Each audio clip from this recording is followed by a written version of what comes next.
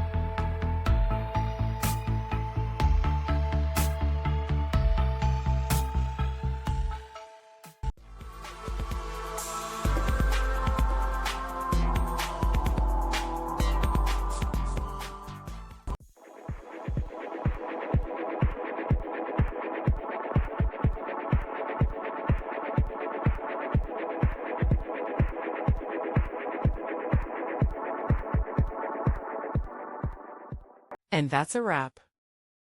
I hope you found the answer you were looking for. If you did, take a second to hit that subscribe button. It really helps out. And let me know in the comments which solution worked best for you. See you next time in the debug zone.